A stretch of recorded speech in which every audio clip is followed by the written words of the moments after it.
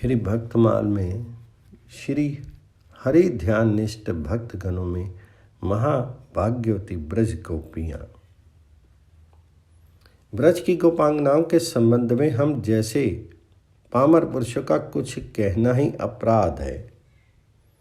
सुखदेव जी ने भी बड़ी ही सावधानी से श्रीमद् भगवत में कुछ कहा है, क्योंकि बिना तीनों गुणों से परे हुए कोई मनुष्य यथार्थ में गोपी तत्व को समझ नहीं सकता।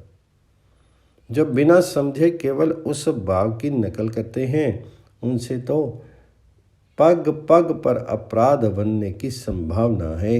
सिंगनी का दूध स्वर्ण के ही पात्र में रह सकता है, दूसरी जगह वह टिक ही नहीं सकता।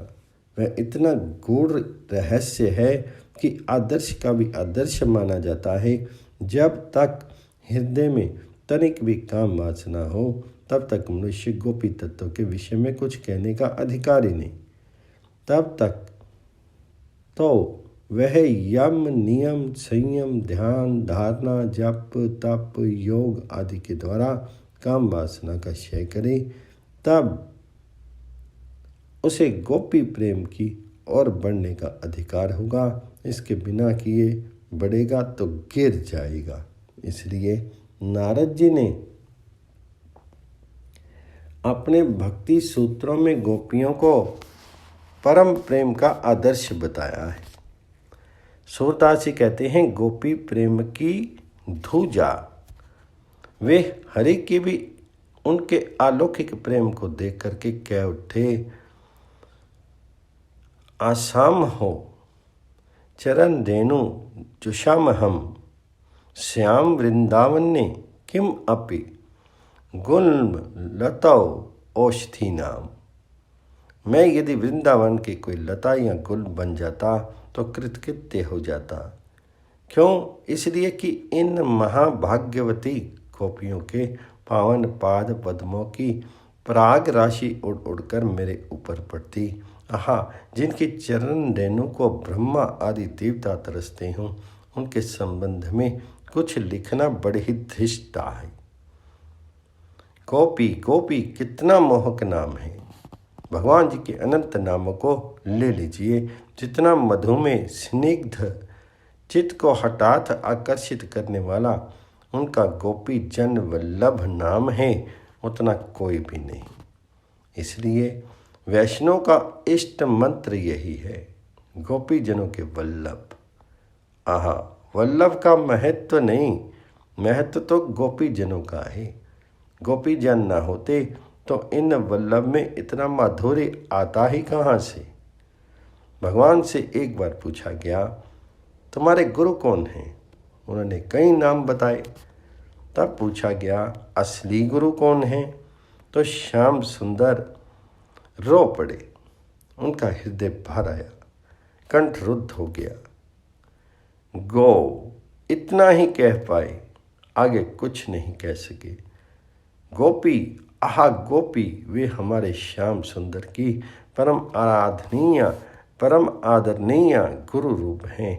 हे जगत गुरु की भी गुरु रूपा देवी गण, तुम्हारे पाद पद्मों में पुनः पुनः प्रणाम है। श्याम सुंदर से पूछा गया, तुम कभी हारे हो? वे बोले, कभी नहीं। जरासंध से डरकर क्यों भागे? काल यमन के सामने भी तो भागे थे। इन सब का समाधान उन्होंने किया। भागना और बात है, हारना और बात है। सिंह जब शिकार को मारता है तो उसे पकड़ने को 10 कदम पीछे भी हट जाता है। जोर से दौड़ने के लिए पीछे हटना ही पड़ता है। ये तो विद्या है, रणकौशल है। हारने के मानी है दूसरे के अधीन हो जाना, उसके हाथ की कठपुतली बन जाना। भगवान से पूछा गया, किसी से नहीं हारे? वे सोच में पड़ गए और बोले, हाँ, हारे क्यों नहीं? गोपियों से तो हम सदा हारे ही हुए हैं। तो श्याम सुंदर से पूछा गया, तुम्हें वेद शास्त्र निर्लेप कहते हैं, तुम क्या लक्ष्मी के बिना रह सकते हो? वे बोले, अवश्य, इसमें क्या, वह तो मेरी दासी है। क्या ब्रह्मा के बिना रह सकते हो? उन्होंने कहा, मेरे प्रत्येक श्वास में अनंत ब्रह्मा उत्पन्न होते हैं और प्रवास में बहुत से ब्रह्मा पेट में चले जाते हैं। तो क्या जगत के बिना भी रह सकते हो? तब भगवान जी ने कहा, जगत तो मेरी भ्रकुटी के संकेत में पैदा होता है और पलक मारते ही समाप्त हो जाता है। फिर पूछा, क्या वृंदावन के बिना, क्या ब्रजांगनाओं के बिना रह सकते हो? तो श्याम सुंदर रो पड़े, नहीं, ये मैं सुन भी नहीं सकता। रहने की बात तो अलग रही, गोपी तत्व को अभी तक किसी ने ठीक ठीक समझा ही नहीं। आगे भी कोई यथार्थ में समझेगा ऐसी आशा नहीं। रासमर्मज्ञ आचार्य गण गोपियों के 4 भेद बताते हैं। नित्य गोपी, ऋचारूप गोपी, ऋषि रूपा गोपी, पुण्य प्राप्ता गोपी। एक तो सदा जो गोलोक में भगवान जी के साथ रहती हैं, वे गोपिकाएं वृंदावन में अवतरित हुई। दूसरी, वेद की ऋचाओं ने बड़ी तपस्या की थी, वे गोपी रूप में प्रकट हुई।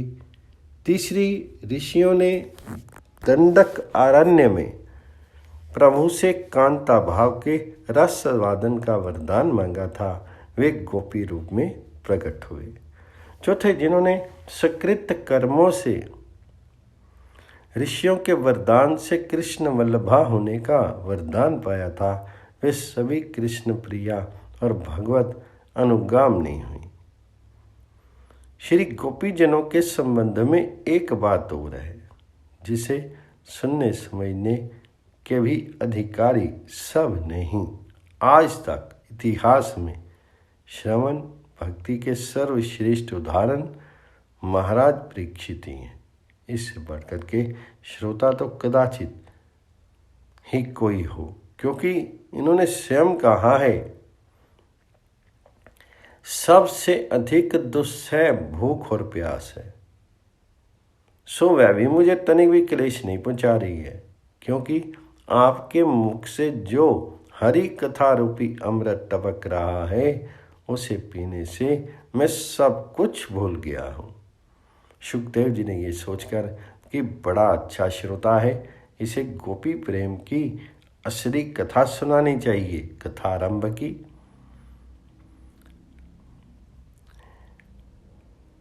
यहाँ से शुरू हुआ। भगवान जी की वंशी सुनकर के कोई बच्चे को दूध पिला रही थी, वह वैसे ही भागी।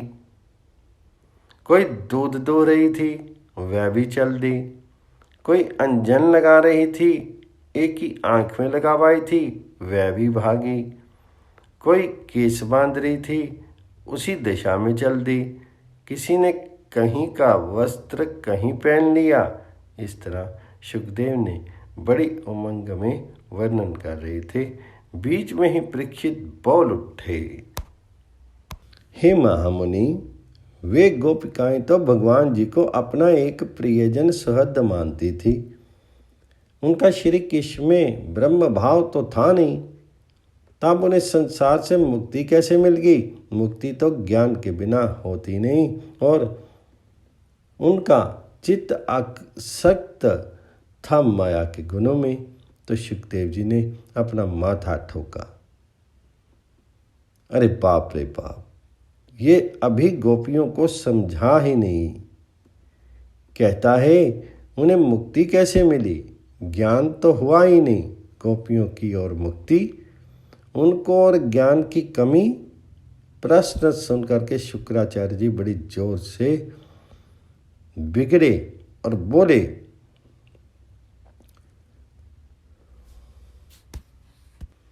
बाबा, मैं तुझे पहले ही बता चुका हूं कि अरे दुष्ट बुद्धि शिशुपाल उन अखिलेश्वर प्रभु से द्वेष करके ही मुक्त हो गया। सब भले मानुष, ये तो उन परमेश्वर की प्रिया थी, उन्हें प्यार करती थी। उनसे कैसे भी संबंध हो तो सही, जब उनसे द्वेष करने पर असुरों को मुक्ति मिलती है तो प्रेम करने वालों की तो फिर उन गोपियों को जिन्होंने अपना सर्वस्व उन प्रभु को ही समझ रखा है, उन्हें क्या मिलेगा? तुझे कैसे बताऊं? तो अभी मुक्ति के भी चक्कर में है। इसके बाद श्री सुखदेव जी ने भगवान जी के दिव्य रासलीला का वर्णन किया, जिसका रहस्य गोपी भाव की स्फुरन हुए बिना नहीं समझा जा सकता। श्री राधा जी के परम भक्त संत श्री हठी जी ने गोपियों की अपार महिमा को समझ करके ही गोपी पद पंकज राग होने की अभिलाषा निम्न मनोहारी पद में व्यक्त की है। कौ उमाराज रमाराज जमाराज कौ रामचंद्र सुखकंद नाम नाधे में, कौ ध्यावे गणपति फनपति सुरपति, कौ देव ध्याये फल लेत पल आधे में। हठी को आधार निराधार की आधार तो ही, जप तप जोग यज्ञ कछुए न साधे में, कटे कोटि बाधे मुनि धरत समाधे, ऐसे राधे पद रावरे सदा ही अवराधे में। गिरी कीजिए गोधन म्यूर नव कुंजन को, पशु कीजिए महाराज नंद के बगैर को, नर कौन तीनों तौन जौन राधे राधे नाम रटे, तट कीजिए बर कुल कालंदी कगर को। इतने पे जोई कछु कीजिए कुंवर काना, राखिए न आन फेर हठी के झगर को। गोपी पद पंगज पराग कीजिए महाराज, तिन कीजिए रावरेई गोकुल नगर को।